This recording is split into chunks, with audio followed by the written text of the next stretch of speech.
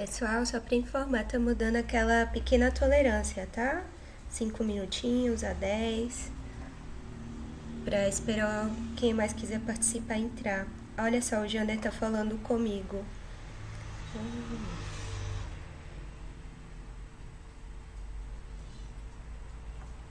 Ele vai apresentar junto com você, né, Mari? Não é isso? Você e o Jander?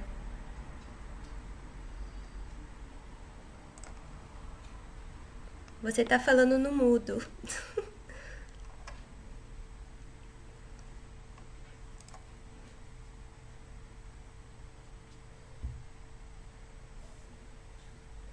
Beleza.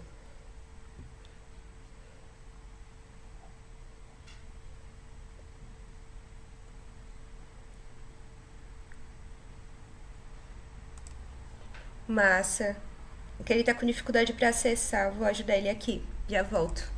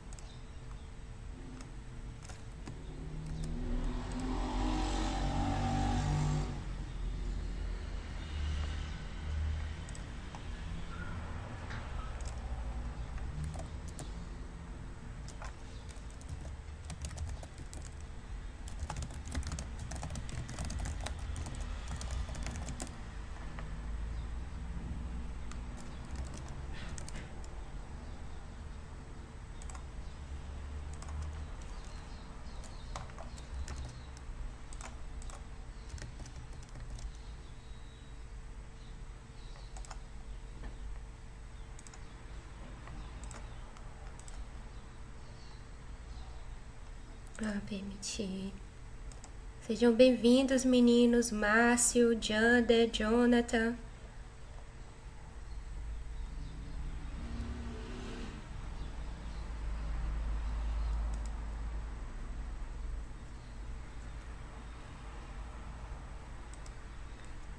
Bom, acho que podemos começar agora, né, gente?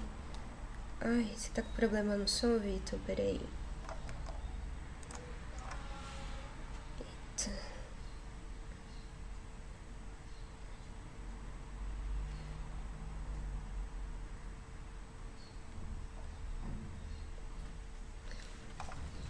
Bom, aí a dinâmica vai ser a seguinte, segundo a Nayara me informou.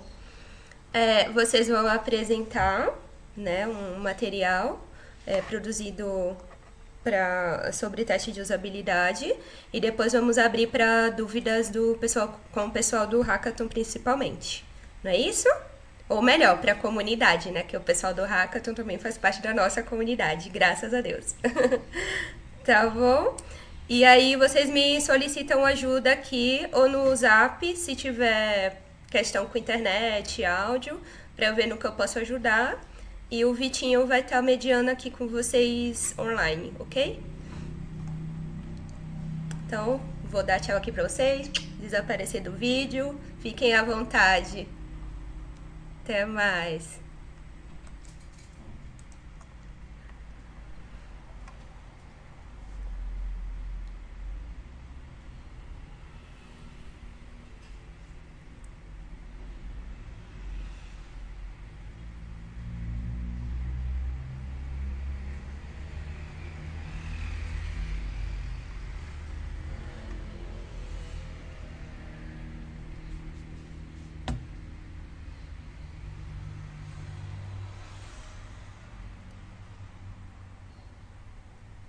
Sim.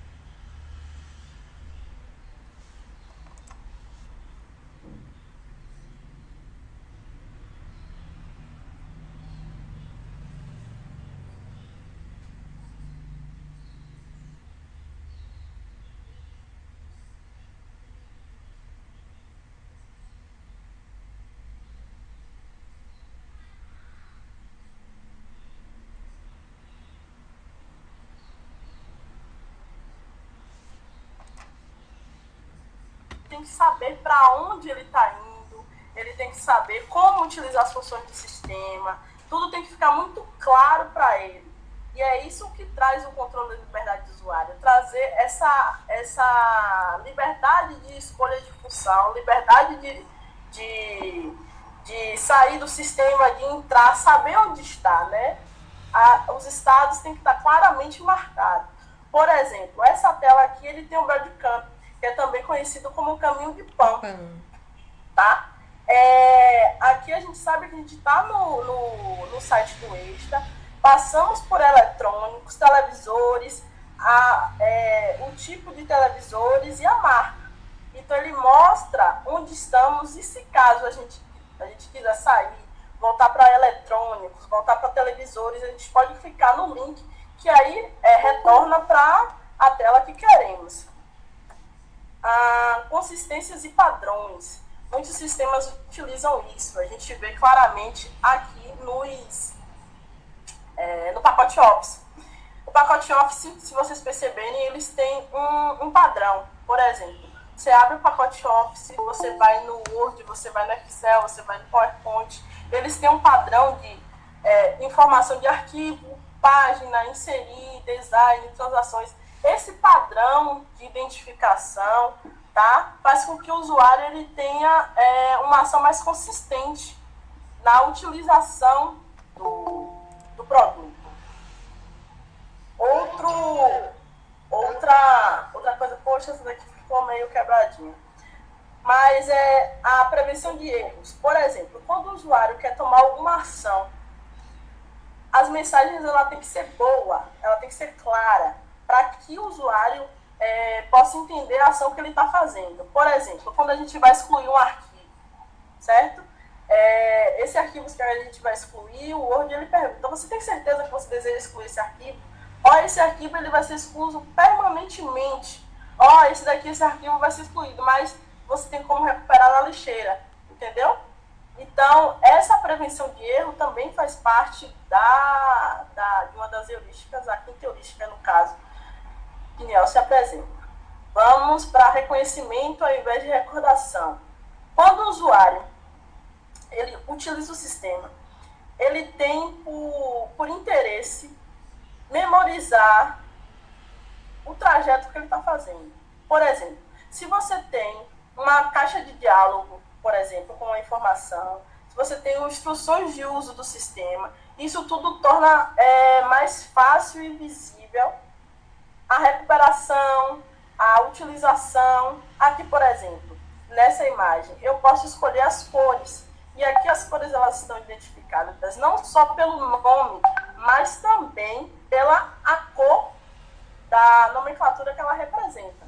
Então, isso utiliza a interação do usuário com o sistema, né? Com essas informações de diálogo. Outra coisa interessante também é a flexibilidade e eficiência de uso, né? Temos alguns usuários que são iniciantes no sistema, mas temos outros usuários que ele já sabe como utilizar, já tem uma interação maior. Então, são usuários que têm uma experiência com o sistema. Por exemplo, o cenário de você transferir uma imagem, certo? Quando você copiar e colar, todo mundo conhece, é muito utilizado. Você pode fazer isso com a imagem. Mas também você pode arrastar a imagem para uma área de transferência. Você também pode inserir uma imagem, né, dentro do sistema que você está utilizando. Aqui eu usei o exemplo também do pacote Office, né, do PowerPoint, que você pode estar fazendo essa interação com o sistema. Vamos lá, outro. Design estético e minimalista. Tá? Os diálogos não devem conter informações irrelevantes ou necessárias. Por exemplo, essa oitava heurística de Nielsen, ela diz que as informações elas devem ser relevantes, tá?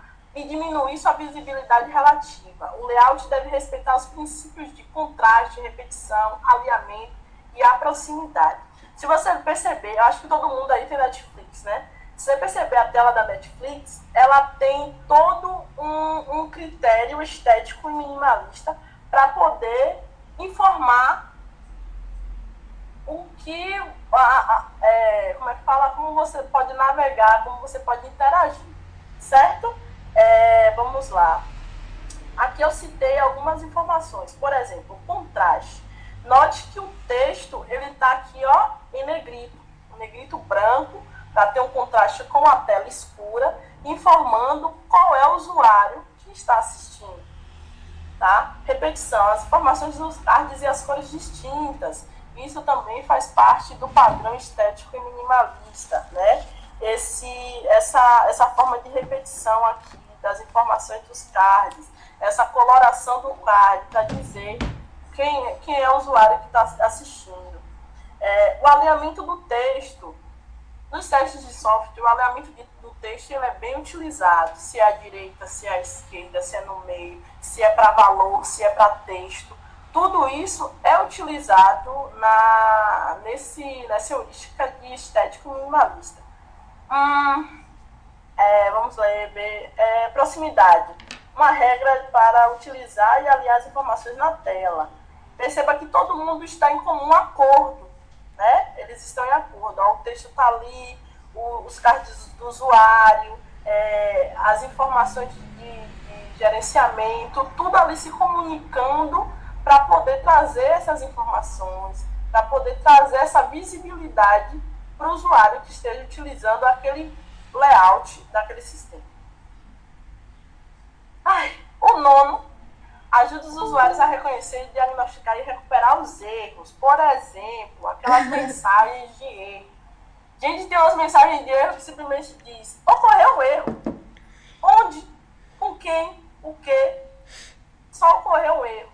Isso não quer dizer nada. As mensagens elas devem ser claras, elas devem expressar as informações sem códigos, porque o usuário ele não quer saber de código, ele não quer saber nada por trás, ele quer saber as informações ali em tela. Por exemplo, quando você finaliza um cadastro, vem aquela mensagem de cadastro realizado com sucesso, você sabe que está tudo tranquilo, sabe que está tudo certo, que você conseguiu.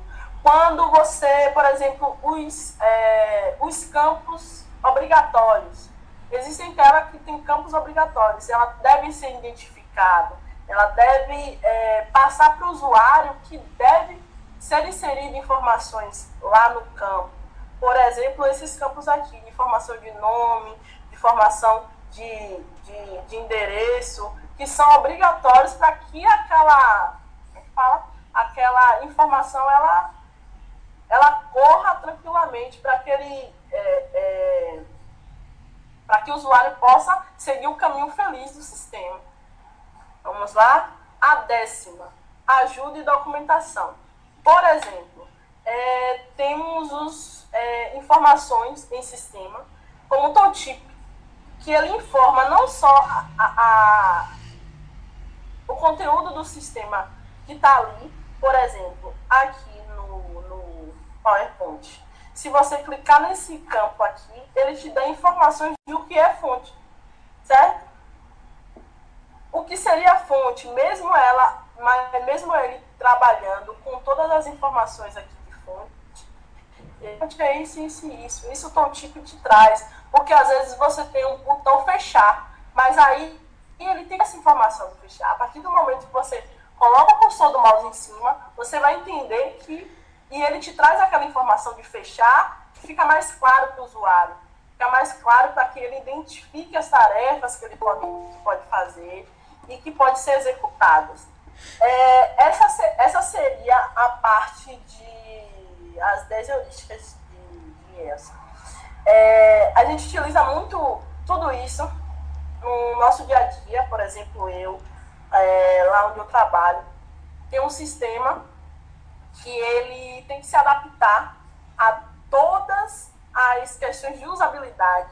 Ele tem que ajudar o usuário de todas as formas possíveis para que ele navegue no sistema, para que o sistema seja tranquilo, para que o sistema seja claro, para que demonstre as informações que têm que ser necessárias para poder utilizar, para que ele entre e saia do sistema, para que ele se identifique com o padrão do sistema. Então lá a gente utiliza muito todas essas características que eu apresentei aqui esse sistema, para que ele possa ter uma cobertura de usabilidade alta para ser entregue, entendeu? Essa teoria às vezes já tinha, verdade, mas a gente percebe que está no nosso dia a dia, que a gente utiliza várias características que são mostradas aqui, várias heurísticas que são mostradas aqui no nosso dia a dia, nas telas do sistema, entendeu? E que nos ajuda muito como usuário, tendo ou não experiência com o sistema, a utilizá-lo. Aqui estão algumas referências, enfim. Tá? Essa foi minha pequena participação, eu fiz aqui rapidinho essa apresentação para vocês. Mostrando a vocês um pouquinho das heurísticas, tá? Que Nielsen apresenta. E aí agora eu vou passar a bola para os meus colegas falarem também um pouco sobre essa questão de conviver, né, com os testes. Valeu? Beleza. Ô, Mari, rapidinho. Vou intervir aqui, só porque fizeram uma pergunta no chat. É porque minha tela aqui não tá aparecendo, gente. Pera aí. Não, tranquilo, tranquilo. Cadê? A Bárbara Calmon perguntou: como fazer avaliação heurística? Você saberia responder? A Bárbara Calmon perguntou: como fazer avaliação heurística? Você saberia responder? Seria através dessas 10 diretrizes de Nielsen? Eu faço avaliação através dessas 10 heurísticas para poder validar a cobertura, tá? O padrão que a gente utiliza lá na empresa, é esse daí. Então seria o padrão que eu poderia estar respondendo para ela, que é dessa forma. Legal. Agora nós temos meninos aí, se eles utilizam outras e tal. Certo. John, tá online? Tô. Certo. Valeu aí, Marília, por essa passagem aí. Eu e o John trabalhamos juntos já em 2 projetos, onde a gente teve essa parte de teste de usabilidade, mais, vamos supor assim, mais obrigatória, né? Atualmente, por exemplo, no projeto que a gente está, essa parte de usabilidade mesmo não foi feito, os testes de usabilidade. Basicamente, nos projetos que a gente trabalhou, a gente teve um que a gente já pegou já toda essa parte já pronta de usabilidade. Então, normalmente, tinha um documento, deixa eu pegar aqui o documento.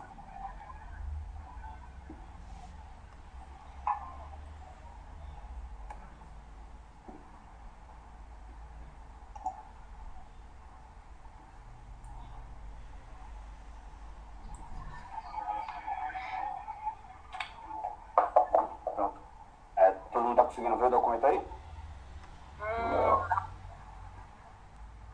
Ainda não.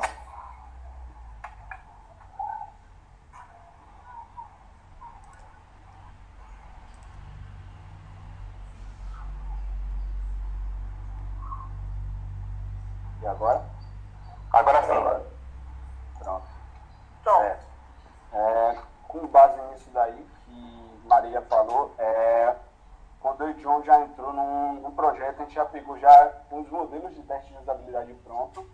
E no outro projeto, a gente teve que, na verdade, fazer toda essa parte de levantamento dos roteiros de testes, né, de usabilidade. Sim.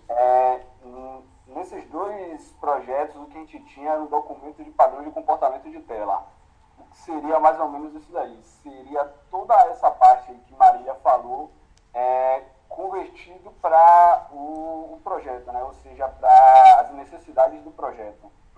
Então, toda essa parte aí de botão, exibição de botão, alinhamento, mensagens de alerta, tudo isso seria convertido para a necessidade do projeto e era feito um documento padrão para isso. Eu vou até mostrar uns exemplos ali, onde esse documento padrão tinha todo esse tipo de comportamento, o que fazer após aparecer uma mensagem de alerta. Quando você clica em OK, ele vai voltar para a página inicial, ele vai avançar para a próxima página.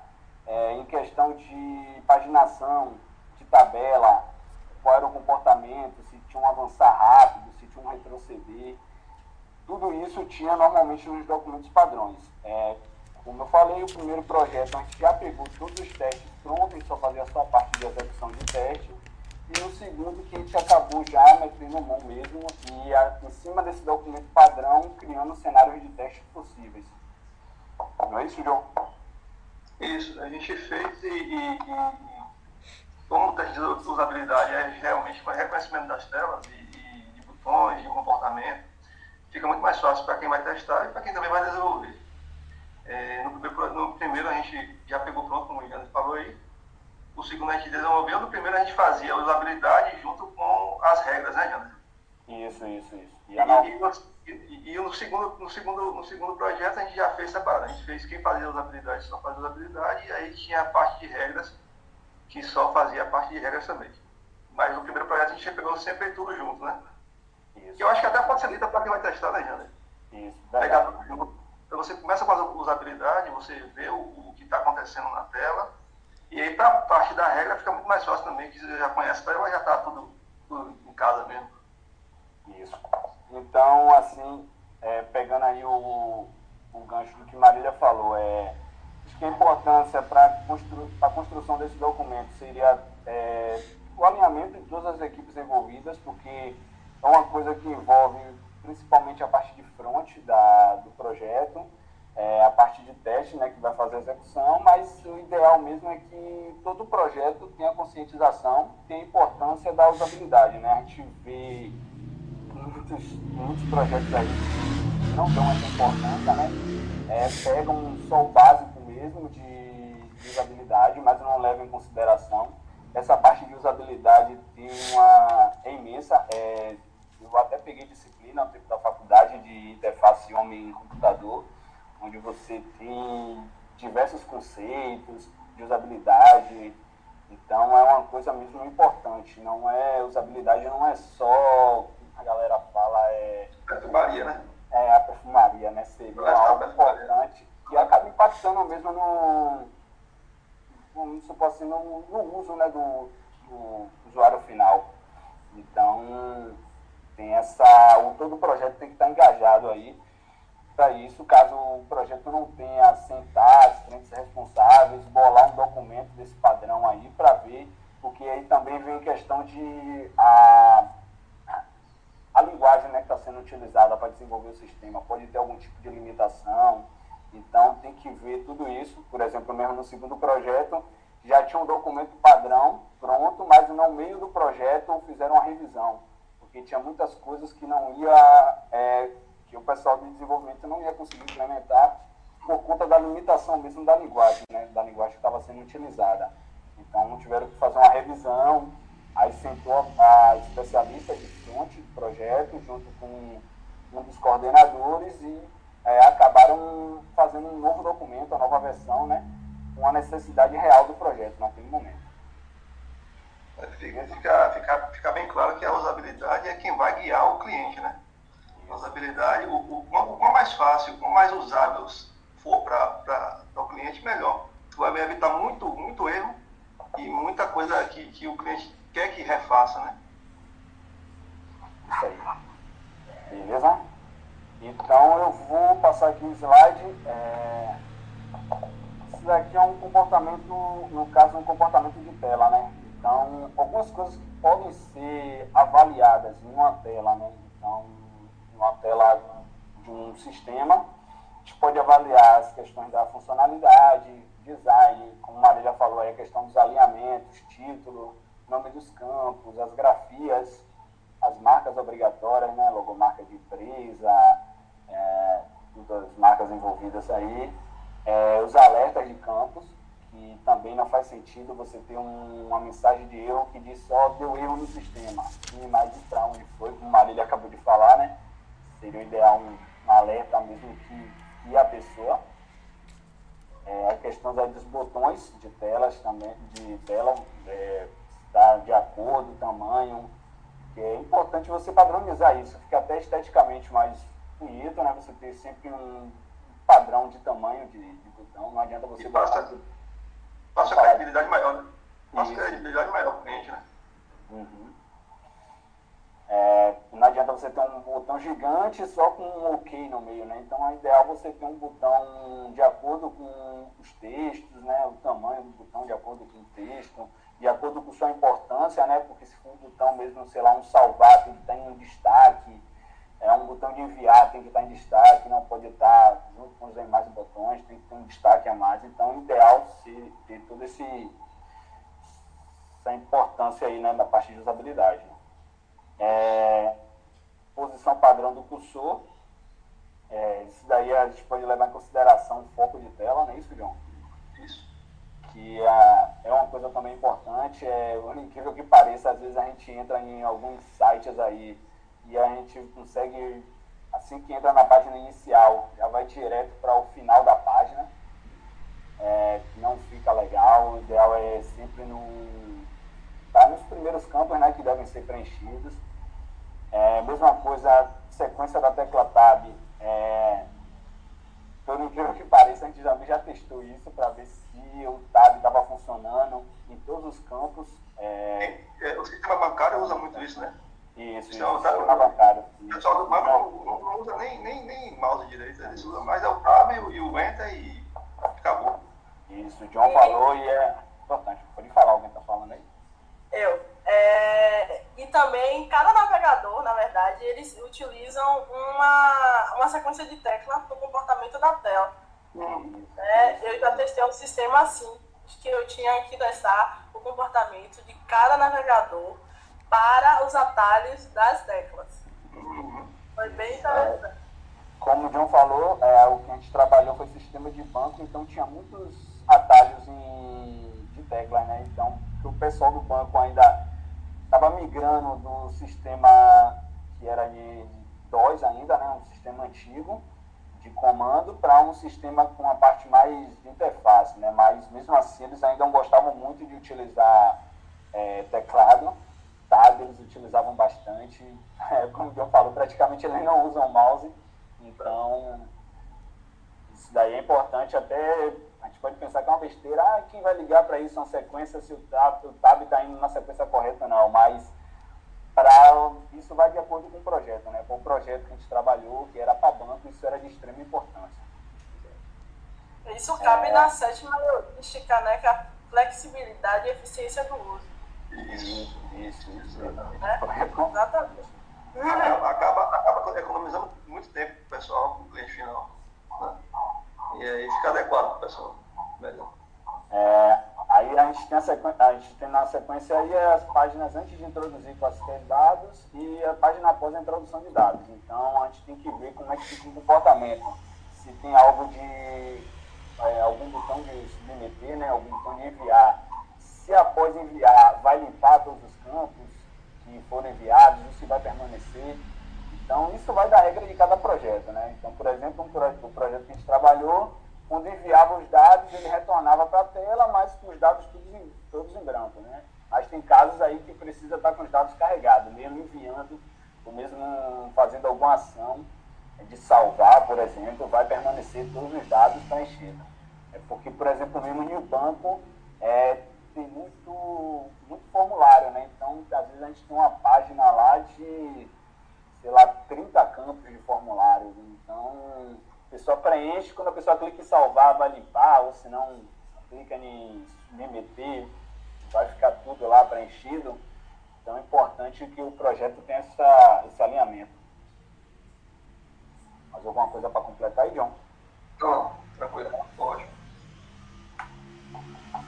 Aí a gente vai falar de um elemento mais individual, dos elementos mais individuais, né? No caso aqui, a caixa de texto, né?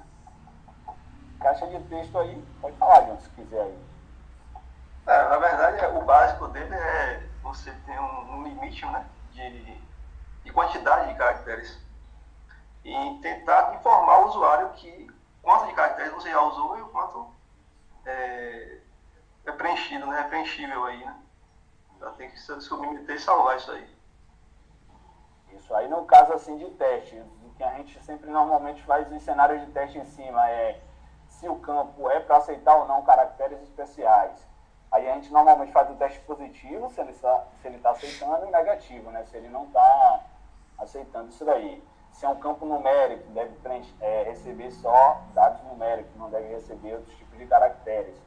O limite, como o John falou, também é importante. Se é para receber no máximo 30 caracteres, a gente tem que testar até o limite. Aí, normalmente a gente faz um teste para tentar inserir 31 caracteres, e aí o comportamento esperado é que o sistema não permita, ou com alerta, ou como Marília falou, no caso de não permitir mesmo um bloqueio, né?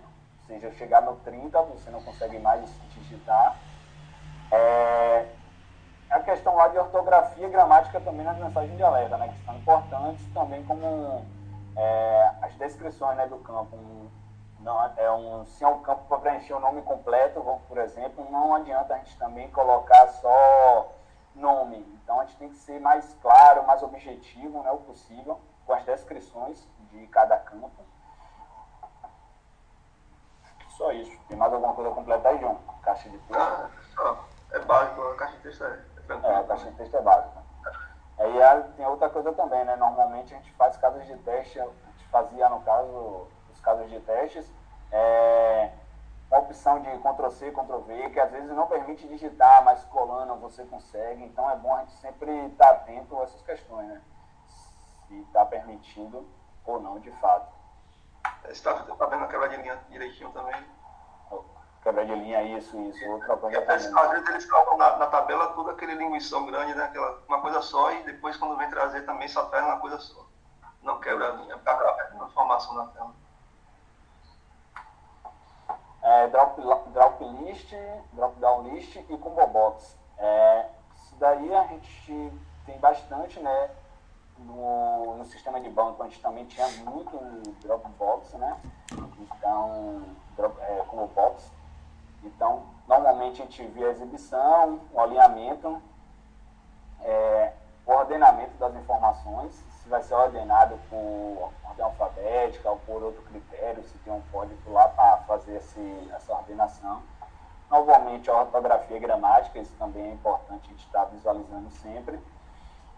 A seleção padrão, tem casos que o combo box já tem que vir com algum valor já, onde a gente pode alterar, mas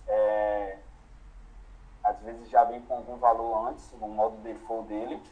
Então é importante também que isso aí já esteja tudo alinhado, né? Então normalmente no comportamento de tela, no padrão de comportamento de tela, já vem o que seria o padrão no sistema como um todo. Caso tenha alguma exceção, isso daí já vai no roteiro de teste mesmo normal, né? Nos casos de teste normais, junto com as regras. E normalmente a ação antes e depois da seleção, né? Importante também, porque às vezes a gente tem um box que é gigante lá e não tem um limitador, né, de exibição, né, com uma barra de rolagem. Então a gente clica e fica gigante lá, que acaba quebrando a página. Então é importante aí também ter toda essa informação válida aí. Isso. Mais alguma coisa, João? Completa aí? Esse drop-down list aí, eu acho que o que está mais, uma coisa novidade que é para a gente, é o Select Tool, né, que agora a gente pode fazer a pesquisa e escolher dentro do próprio combo box. Isso. E aí adicionando as pesquisas que você quer. Então é uma coisa mais evoluída um pouquinho. Mas o que você falou aí contempla. Beleza. Radio Button e Checkbox também tinha página lá do banco que a gente também tinha dezenas de Radio Button, dezenas de Checkbox. E aí vem também a questão da seleção padrão. Além da seleção padrão também, a gente tem que ver a questão de permissões, né? Às vezes, para determinado usuário, o Radio Button não tem que estar habilitado, ou tem que estar habilitado. Apesar que isso é mais na regra de negócio, né? Mas, normalmente, a gente tem que ver se essa seleção padrão já está ok. Se o checkbox já vai estar selecionado, ou se não vai estar selecionado. Mesma coisa o Radio Button, se vai estar marcado. Então, a gente tem que estar sempre atento a essa questão aí do default, se está ok ou não. Ação após a seleção. Às vezes, determinado sistema, você clica no checkbox que ele vai habilitar mais um campo de texto. Então, a gente tem que estar atento também se quando ele habilita essa caixa de texto, de repente está tirando de alinhamento outros elementos da tela. Então, tudo isso tem que levar em consideração. Alerta de seleção, né? Se você for selecionar determinado rádio Bluetooth, pode ter algum tipo de alerta, e tem que estar atento também, se está de acordo, se onde essa imagem está aparecendo, se não está sobrepondo, uma mensagem está sobrepondo o próprio rádio Bluetooth, tem que estar tudo atento a isso daí. Ortografia e gramática também, cursor e o foco após o alerta, né? Se tiver algum tipo de alerta. Como eu falei aí, o impacto da seleção em campos restantes. Beleza. Tranquilo? Tabelas, famosas tabelas. Nas tabelas aí, é importante sempre ter a questão de exibição das tabelas, está tudo de acordo, o alinhamento das colunas, se a coluna vai com limite de caracteres, não está passando para uma outra coluna, as ações disponíveis no rodapé das tabelas, né, se está só avançar ou retroceder, se é ir para a última página, se é avançar 3 páginas, avançar 5 páginas, a posição dos botões, né? A ordenação da tabela também é importante. Paginação é uma coisa que a gente testou muito. A gente testou muito a paginação. Normalmente são os testes assim, cansativos, a depender da situação, porque às vezes você, quando está em tempo de projeto, né, você tem que criar massa de teste, né, para alimentar essas páginas, ou seja, então você tem que, sei lá, de repente fazer 100 cadastros para você estar preenchendo, né, a quantidade de tabelas, sei lá, 10 páginas de tabela para você testar a paginação. Se está indo da primeira para a última página, se o avançar rápido está pulando em 3 páginas, se está voltando, tudo isso. Não, no teste mesmo que a gente fazia no banco, isso era cansativo até, né? Mas era bem importante, porque vira e mexe a gente pegava problemas desse tipo. Não é isso, João? Isso que o maior erro que a gente pegou aí foi a questão de paginar para a última, né, a última página, e os registros da primeira estavam indo para a última, então estava se perdendo a paginação toda aí. Então a ordenação ficava toda errada quando você ia para a última página, sempre paginava para a última. Então a gente conseguia tirar muitos casos de teste em questão de paginação aí. Não era só paginação, né? A gente tinha vários cenários de teste possíveis para esse tipo de paginação. Navegadores, como Marília falou na estante, é importante, né, você ver o comportamento do sistema em cada navegador. A depender do projeto, por exemplo, quando a gente trabalhava para o banco, era um intranet do banco, então, com recomendação do próprio projeto, eles só iam utilizar a Internet Explorer no intranet.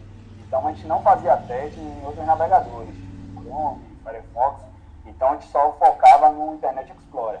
Mas hoje, como a maioria dos sistemas são web, e ainda mais um sistema assim aberto, onde que o usuário que define, então é importante você estar olhando o comportamento do sistema em cada navegador, porque dependendo do navegador você pode ter alguma limitação, como a Marília falou. Tem questão de versões também, né? As versões, o Chrome mesmo atualiza com frequência, então pode ser uma versão nova que quebra seu sistema como um todo, senão seu sistema funciona melhor na versão antiga, ou não funciona na versão antiga. Ideal mesmo é que você faça também um comportamento de todos os componentes, para ver como é que vai ter essa questão aí, né? Depender da versão. Uma coisa aí, John, para completar nessa questão de navegador? É isso aí mesmo. E a questão de resolução de tela, né? Resoluções de tela. Hoje, como a gente está na era mobile, normalmente a gente utiliza computador hoje em dia mais para trabalho, mas no dia a dia a gente utiliza bastante celular. Então é importante a gente ter essa questão da resolução, como é que o seu sistema vai funcionar em uma tela de um celular, numa tela de um tablet, em um monitor. Então a gente tem que definir uma regra aí para diferentes tipos de resolução de tela. Então, a responsabilidade do sistema. Isso, a responsabilidade do sistema se está funcionando. Então, tudo isso aí, você tem que ver a exibição, né, em todos os tipos de tela, o ordenamento de informações, o alinhamento e disposição dos elementos e a limitação do conteúdo e componente a serem exibidos. E só isso. Como eu falei aqui, vou mostrar também aqui só um exemplo aqui de um padrão de comportamento de tela que a gente tinha. Eu tirei a logomarca, algumas coisas da empresa, então o documento está um pouco quebrado, mas só para geral vocês terem uma noção aqui, uma ideia. Então, normalmente a gente tinha esse documento, né, onde a gente tentava extrair os casos de testes em cima desse documento padrão, né? Então, a gente tem, como eu falei, comportamento geral das teclas, padronização dos elementos, a funcionalidade de pesquisa, de incluir, alterar, excluir, inativar, reativar, consultar detalhes e os tratamentos de erro. Então, a gente tinha aqui, por exemplo, vou aumentar aqui um pouquinho. Por exemplo, a gente tinha aí a questão aí do botão Enter do teclado ter a função de submeter. Então, por exemplo, a sistema de banco mesmo, isso aí a galera usa com frequência. Então, a gente tinha que fazer esses testes. Entrar na página, clicar Enter antes de fazer qualquer coisa, e ver o comportamento do sistema. Preencher todos os campos obrigatórios e clicar Enter. Então, cada ação dessa era um cenário de teste, né? Aí, como eu falei, a questão do Tab também. O Tab tinha que ter a função de alterar o foco entre os campos da tela, seja a tela de pesquisa ou formulário. Deve ser sempre da esquerda para a direita, conforme a ordenação de campos. E aqui, fechamento do modal. Seria um modal da tela toda vez que aparecia, ao apertar X. Aí tem uma regra padrão, né? Quando clicar, não deve haver comportamento de fechar, quando o usuário clicar fora do modal, ou seja, o modal seria basicamente um pop-up, mas com uma ação maior, né? Seria um pop-up maior, né? E com mais funcionalidades. Então, caso esse modal viesse a aparecer na tela, se a gente clicasse fora do modal, não era para fazer nenhuma ação. Quando o modal estava habilitado, a ação só ia funcionar, qualquer tipo de ação só ia funcionar dentro desse modal. Então, ele funcionava como se fosse uma tela, sobrepondo a tela principal, né? E só ia fechar quando fosse clicado X.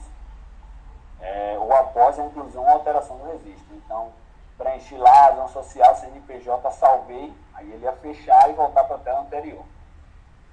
Só adicionando aí, eu já peguei um teste assim, que eu teria que clicar 2 vezes no botão fechar. O que parece pode acontecer. Você fica com raiva. Já peguei o erro dele. Gente, deixa eu falar uma coisa com vocês. Tem umas dúvidas aqui. De Márcia Borges. Numa ferramenta SAP, todos esses testes são aplicáveis? Não. De SAP é porque hoje a gente trabalha num projeto que a gente trabalha com SAP. E nosso colega aí conhece até a gente, isso não é aplicado no SAP. Como eu falei no início lá, SAP tem um comportamento diferente, né? E não sei em outros projetos, mas no projeto que a gente trabalha hoje, quem sabe, essa parte de usabilidade não foi testada. Então, a gente utiliza as funções padrões do SAP. Pessoal, consegue ouvir? O Luiz, ele também lançou uma pergunta. Quais os critérios que levam um testador a avaliar se um software ou página web deve continuar ou não ativo no sistema de uma empresa? Essa eu particularmente não consegui entender. Por isso que eu pedi para ele perguntar novamente, porque eu realmente não consegui entender. Boa tarde. Boa. Sobre essa pergunta, eu achei excelente. Eu entendi a pergunta, inclusive eu tenho essa mesma pergunta. Até a pessoa pode até corrigir se eu falar errado, mas eu já tive esse mesmo questionamento. Existem algumas ferramentas, quando a gente está desenvolvendo algo, o projeto ele é novo, é muito fácil a gente avaliar isso tudo. A questão é que, talvez o que ele queira dizer é, a partir do momento que você tem uma ferramenta que ela já funciona, vamos supor, há 10 anos ou até mais, chega um momento que novas tecnologias, em produção, chega um momento em que novas tecnologias já surgiram, as experiências que o usuário tem, a cultura de usar sistemas muda completamente. Se você pegar um sistema, talvez desenvolvido há 10 anos atrás, a experiência era completamente diferente. Em que momento a empresa, vamos considerar a empresa, qual o momento em que a empresa ela deve decidir, poxa, precisamos reescrever isso aqui já não está legal. O usuário ele não vai conseguir usar, ou por aí vai. Eu acho que é mais em questão de impacto, né? Vai em questão mais de impacto, assim, se com esse sistema antigo, essa parte de usabilidade está impactando muito na produção, no dia a dia, se não está impactando valores. É porque, assim, você mudar um sistema tem tem toda a complexidade, né? Por exemplo, o sistema de banco que a gente trabalhou, eles trabalhavam na tecnologia antiga, em COBOL, e resolveram atualizar algumas telas. Então, o que eles fizeram? Fizeram a parte de interface em Java Web, mas continuava a parte lá de back-end toda em COBOL. Então, eles avaliaram que tinha uma necessidade de atualizar, né, dar uma cara nova, mas também não deixaram, não fizeram uma mudança tão brusca, né? Fizeram uma mudança gradual, né? Gradual, isso, de acordo com a necessidade lá, ou se isso ia impactar ou não no dia a dia, né? Eu acho que isso, eu passo por isso, eu testo lá na empresa sistemas antigos, né, que a gente faz manutenções, e sistemas novos. Esses sistemas antigos, muitos deles não têm usabilidade nenhuma, assim, bem pouca, sabe, muito fraca. E aí eu perguntei também isso lá, e aí a gente pode dar uma cara nova e tal? Não. Depende do que o cliente quer. Se o cliente quer dessa forma, continuará dessa forma. Se ele quer uma nova cara, uma usabilidade melhor, continuará, a gente vai adicionar a nova usabilidade. Então, eu acho assim, na minha experiência que eu estou tendo, né, depende muito do que o cliente quer. Isso. Tem sistemas que o cliente quer que ele seja 100%, que tenha 100% de usabilidade. 100%, tem outros que não. Então, depende do cliente, depende do que ele quer, podemos sim dar opiniões na hora que estiver fazendo um levantamento de requisitos, na hora que estiver lá numa reunião, e aí o tester dá aquele pitacozinho, mas depende muito do que o cliente realmente quer. Obrigada, gente. Não sei se era isso que a pessoa quis expressar. Acredito que sim. Beleza. Mas era uma pergunta também que eu tinha. Pessoal, tem uma outra pergunta aqui do Márcio. Numa ferramenta SAP, todos esses testes são aplicáveis? Ele já respondeu. Não, foi o que foi. Desculpa, tem aqui embaixo o da Bárbara que ela fez. Tem alguma ferramenta que pode ser utilizada? Eu acho que pode ser para Automatizar. auxiliar esses testes de acessibilidade. Usabilidade. Isso até ontem, eu e John até bateu um papo à noite, não foi isso, John? Isso. Sobre algumas coisas da apresentação, assim, todos esses testes a gente fez de forma manual.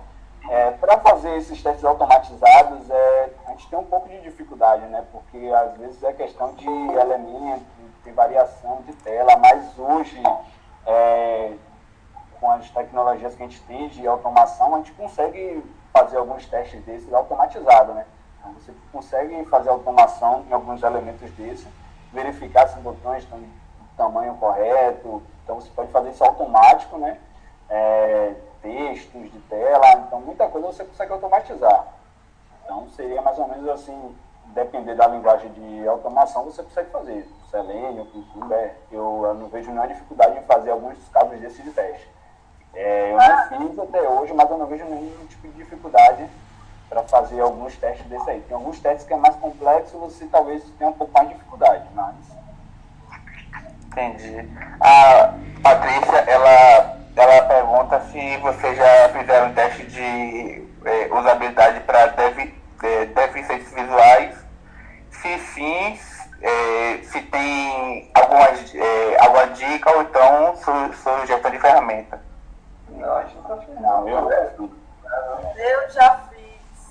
E aí compartilha pra mim. Cara, foi interessante, porque nesses testes a gente utilizou uma. Deixa eu ver se eu me lembro qual era o nome da ferramenta. Nós utilizamos uma ferramenta que ele fazia a leitura da tela. Assim que o deficiente visual ele acessava o site via voz, ele fazia uma leitura das opções em tela e aí ele respondia qual era a opção que ele queria. Então tudo na tela era lido e aí fazia essa interação com a resposta do usuário. Era assim que eu só esqueci o nome da ferramenta que eu utilizei para poder testar. Mas era assim os testes feitos nesse sistema. Porque é um sistema na qual ele visa a acessibilidade.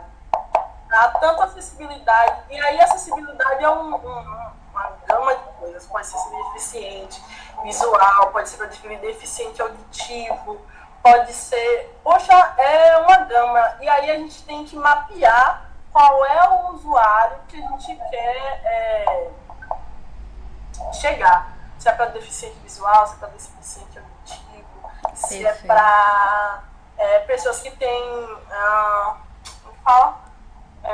Que não... Gente, eu esqueci o termo agora. Que precisa de contraste na tela. Que a tela fique escura para que possa ler. Isso. Para que ele possa ler e tal. Então a gente criou esse sistema com essa flexibilidade para esses tipos de usuário. É um sistema gigantesco, que ainda está até agora. Final do ano ele sai. E aí a gente está testando essas formas de acessibilidade. Vamos lá, Bem, galera. pessoal, mais alguma dúvida? A Patrícia gostou da resposta. Eu só vou completar Continuar, aqui, completa. Beleza. para finalizar. Então, a gente tinha todo esse documento aqui, onde tinha diversos tipos de funcionalidade. Isso era focado no projeto que a gente estava trabalhando. Então, não adianta assim, pegar esse documento e implantar na empresa, que às vezes não vai surtir necessidade, efeito, né? Então, a gente tinha esse documento aí, através desse documento, e o John, no tempo, a gente criou um checklistzinho com alguns casos de teste, né? Então, basicamente, a gente tinha alguns casos de teste, tipo, validar o botão limpar. Isso aumenta um pouquinho para melhorar. Pronto. Então, validar o botão limpar, o objetivo, os passos e o comportamento esperado. Então, a gente criou esse checklist aqui. No tempo deu mais ou menos 93 casos de testes que a gente conseguiu fazer em cima daquele documento. A gente fez aquele documento e a gente elaborou aí esses 93 casos de teste, que, como o John falou logo no início, normalmente tinha uma equipe para fazer essa parte aí, né, desse teste aí. Tinha uma focada na parte de regra de negócio e outra na usabilidade, né? Então a gente escolhia 2, 3 pessoas da equipe e ficava focado nessa parte de usabilidade. Foi a estratégia que a gente teve para agilizar a página. Isso. Processo. As vantagens aí também, que a gente até comentou ontem, não foi de ontem, no caso, no projeto, que a gente via que isso daqui também ficou com vantagem, esse documento padrão. E você também tinha uma qualidade melhor no desenvolvimento, né? O desenvolvimento já fazia toda a parte lá da codificação em cima desse documento padrão. Então, todo mundo já sabia que o padrão do comportamento era aquele, então tinha que seguir, né? Então, a gente, no teste, só fazia a validação mesmo, mas já estava praticamente alguma coisa, a gente mostrava poucos erros, assim, mas já tinha essa noção. E tinha deficiência, né, na entrega, com mais qualidade, por conta desse esse checklist. Muito massa, né? Então, só isso aqui, galera. Só isso tudo. Beleza? Alguma dúvida aí? Alguma dúvida mais, pessoal? Eu tenho. Não? Eu vou dar meus 5 centavos. Bom, algumas pessoas no chat falaram sobre questão de acessibilidade. Aí eu quero saber, do ponto de vista de vocês, se a acessibilidade é um dos fatores que a gente pode considerar nos testes de usabilidade também. Creio que sim. Sim, a usabilidade ela é macro. Então, a acessibilidade ela está dentro da usabilidade. Entendeu? É um dos de forma macro, a usabilidade e a acessibilidade. Por quê? Dentre as heurísticas que foram citadas aqui, a gente tem comportamentos de tela, que é o principal foco, não é isso? Então, a acessibilidade ela traz esse comportamento de tela para ser acessível aos usuários. Então, sim, está dentro, na minha opinião. E dos meninos? Sim, também. Eu também concordo com o que a Marília falou. Não tive ainda experiência de fazer algum teste de parte de acessibilidade, mas eu creio que a usabilidade é importantíssima nesse sentido aí. Perfeito. E aí eu tenho uma segunda dúvida. Não sei se vocês atuaram com papel de UX dentro dos times de desenvolvimento. UX é a pessoa responsável por justamente acompanhar as questões de usabilidade dentro do produto que vai ser produzido, né? Que vai ser construído. E aí pode ser de TI ou não, mas nós, como trabalhamos com TI, temos essa figura dentro dos times. Isso. Bárbara está comentando aqui no chat. Figuras de UX e UI, né? Geralmente são essas pessoas que se preocupam com comportamento. Vocês acham que essas figuras, elas matam a necessidade do testador também observar essas questões de usabilidade nos sites, aplicativos, ou seriam papéis complementares? Eu acho que complementares. Isso, Porque assim, num projeto que a gente trabalhou, no segundo não foi de uma. A gente tinha Pri, que era mais especialista nessa parte aí, né, de usabilidade aí, mas era mais para complementar, não era focar no foco de interromper nosso trabalho, era mais um complemento. No meu caso, eu não tenho esses papéis lá na empresa. A gente mapeia a usabilidade, eu mesmo mapeio a usabilidade e tal, dependendo do que o cliente peça. E aí, porém, dentro da documentação, eu tenho uma visão de como deve ser aquele comportamento dela.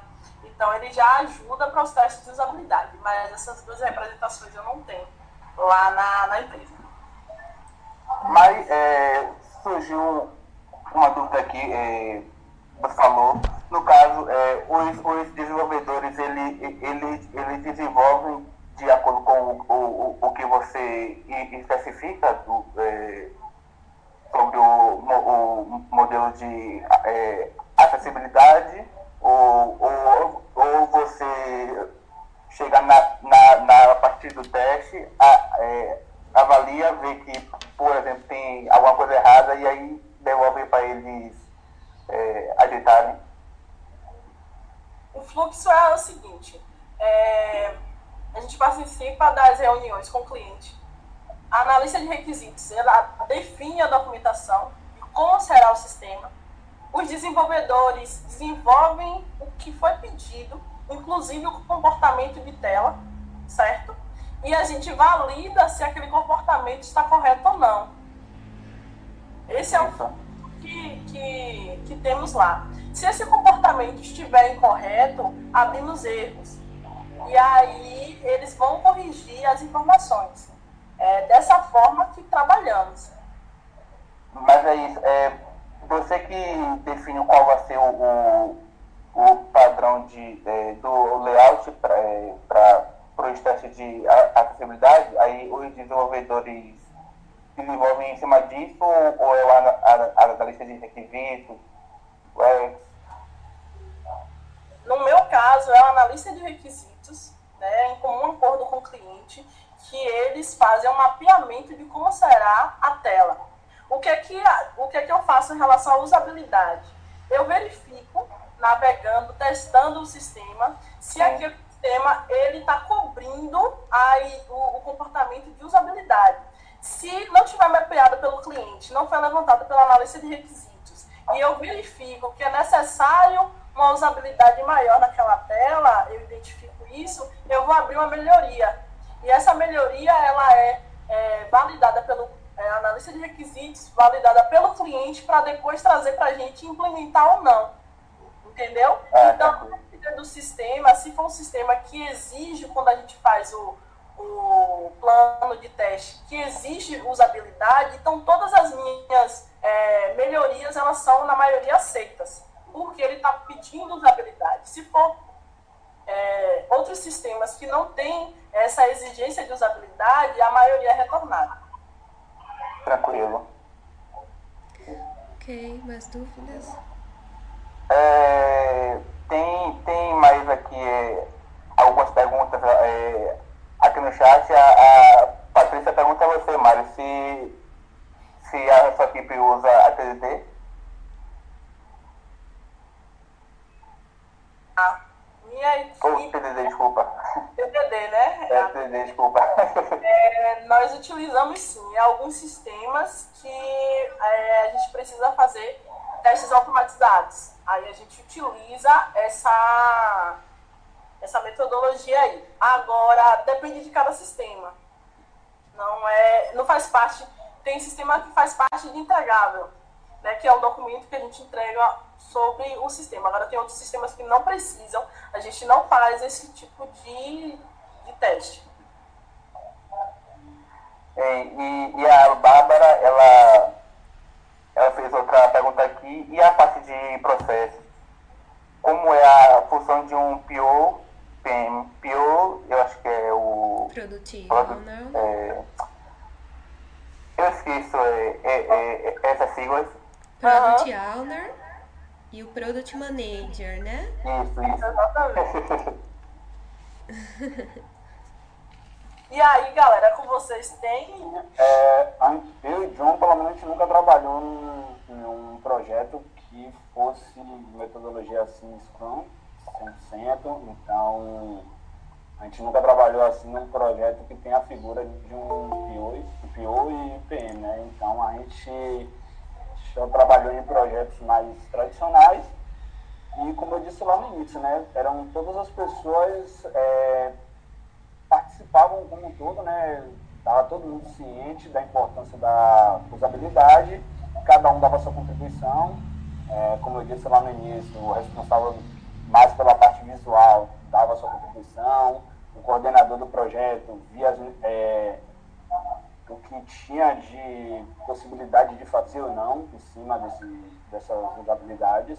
Então, estava o projeto como um todo focado, né, nessa parte da usabilidade também. Não só regras de negócio, né, a parte de usabilidade também era um ponto importante. Lá na empresa onde eu trabalho, temos o PO. O PO, ele é o responsável. O que a gente faz lá? O analista de requisitos, ele faz uma análise de requisitos, levanta tudo o que o cliente precisa para poder passar para a gente. Antes da gente entregar ao cliente, como é o processo?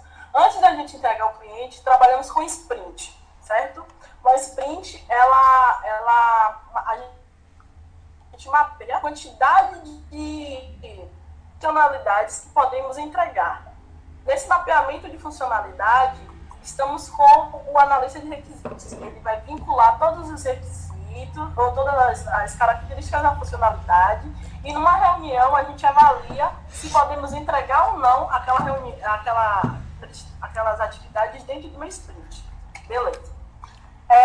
Mapeamos essas atividades, eu testo, e aí a gente apresenta, antes de entregar ao cliente, a gente apresenta ao PO, para que ele verifique e valide se todas aquelas informações da funcionalidade que nos comprometemos a entregar foi entregue e está válida.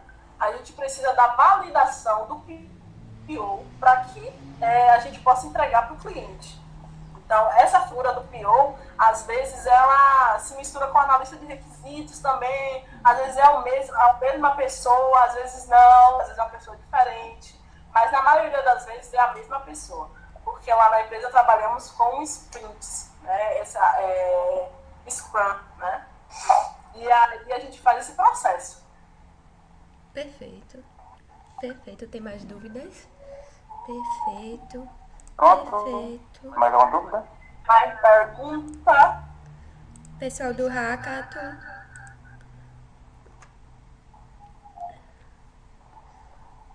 Nada? Alguém? Ninguém? A Bárbara falou que eu respondi a pergunta dela, porque ela também trabalha com processos ágeis. Mas Legal. Legal, eu teria várias outras perguntas para fazer. Na verdade, eu vou fazer uma provocação para vocês, porque eu vi que teve interesse aqui na comunidade em saber ferramentas que a gente poderia utilizar para dar apoio nesses testes de usabilidade. O que é que vocês acham da gente promover um outro encontro nosso, só para a gente mostrar essas ferramentas? Show? Eu acho que seria interessante. Então fica aí? eu sou meio. Sim, eu sou meio apaixonada por ferramentas. Eu gosto.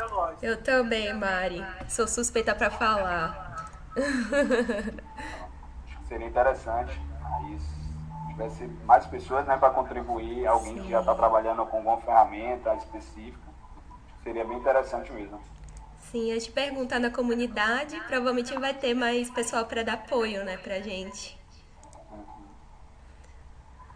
Bom, Nai, eu tô vendo que tá na área. Quer falar alguma coisa, Nai? Pois é, gente, sou gay. Bem, eu vou ficar com a gravação, né? Eu vou assistir mais tarde. Mas, assim, só para ratificar mesmo que vocês, que a intenção mesmo da comunidade é a gente compartilhar, né? Então, assim, sintam-se à vontade para quem quiser ir compartilhar. Marca aí com a gente uma data que a gente divulga e tem esse encontro de novo, tá? Fiquem bem à vontade em relação a contribuir. E a fotinho, Nai? Pronto, vou tirar aqui o print, tá? Galera, se quiser ativar a câmera aí, deixa eu me arrumar que eu tava, né? Tava dando uma Tá gata, aí. tá A gata. galera, se quiser abrir a câmera, só Tá pra representando, gata. compartilhar o batom, né, Laura, que usou, ó, Não, só não. pro encontro. Ó, Paty, que princesa. Só tem princesa. Essa Eu aqui comunidade. jogada, sem batom. Tá linda. Queria esse cabelo aí, Sem minha filha. batom, sem nada. Tá, galera, eu vou fazer uma contagem bem bizarra aí, mas só pra constar, tá? 1, 2, 3, só pra gente se arrumar e ficar... Tá bom. Tá.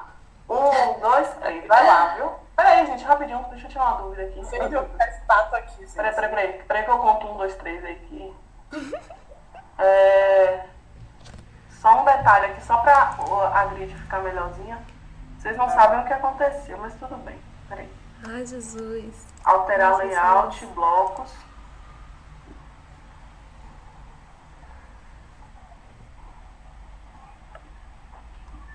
Gente, deixa eu falar uma coisa a vocês. Vitor. O layout bloco simplesmente não quer ficar mais bloco. Como assim? Eu acho que é porque tá free agora, Nai. Eles tiraram algumas funcionalidades porque tá gratuita a ferramenta pra contas como a nossa. Não, agora voltou, enfim. Não sei, tá, gente? Vou contar em 1, 2, 3, tá? 1, 2, 3. Sorriam aí pra câmera, vai ficar bonitinho. Foi. Fechou. Pronto. Pronto. Gente, eu quero dizer que eu gostei bastante. Também. Demais. Eu estava, tipo, super nervosa. Meu Deus. Sério, mas foi bem legal. Precisa. Vocês viram que não dói, né? Todo mundo tá em casa. Todo mundo tá em casa, que maravilha. E aí eu gostei muito. Eu espero ter ajudado a galera aí, Nayara. Eu espero que vocês pensam também. Gente, é do Hackathon, tá? Mas... É isso, do Hackathon, exatamente. Eu espero que vocês vão torcendo. Espero também ter contribuído aí com a galera e boa sorte a todos aí. Demais. Nós que agradecemos, viu? Cada um de vocês. Mari, John, Jander. Continuem assim, tá? Valeu! Beijo, pessoal. Até a próxima. Até quarta, hein, gente? Até quarta. Com a apresentação do J-Meter pela Rebeca. Tá bom? Ah, massa! Bem lembrado. Valeu. Tchau.